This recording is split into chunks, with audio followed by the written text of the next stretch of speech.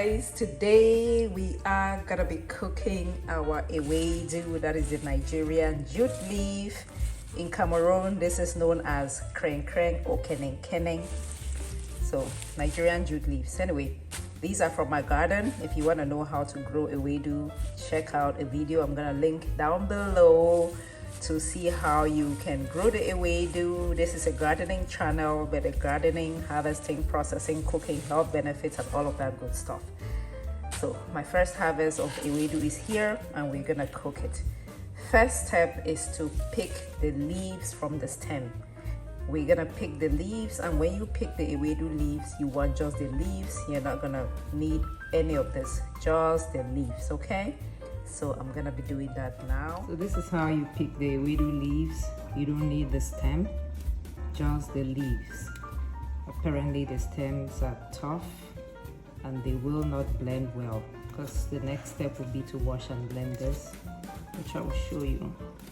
So you just want to pick just the leaves without these stems. Just like that.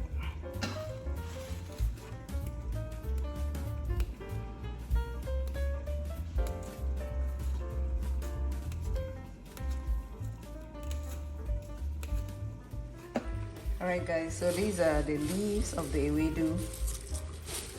I picked the leaves from the stems. These are the stems. These go back to the garden as compost. Next, I'm gonna wash this real good.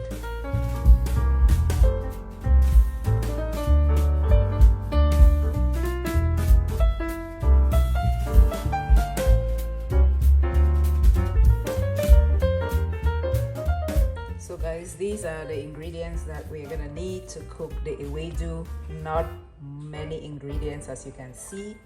Let me quickly go through them. And the recipe I'm following is based on Chef Lola's recipe on YouTube. I'm gonna link up to her video. So here we have crayfish. Crayfish is just shrimp, dried shrimp. And then here is something known as fermented locust beans.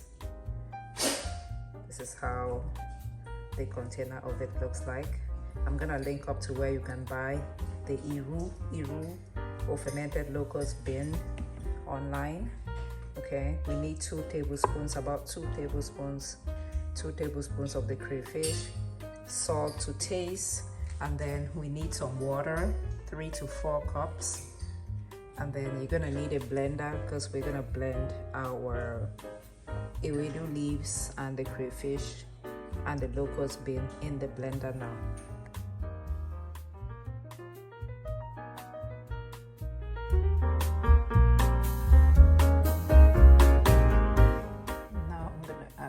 Fish in here, blend everything together, and then add the Ewedu, the locust bean, and then we're gonna add water.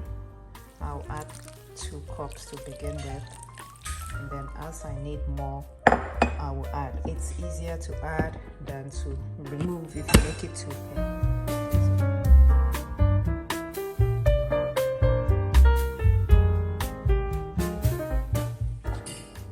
This is what we have.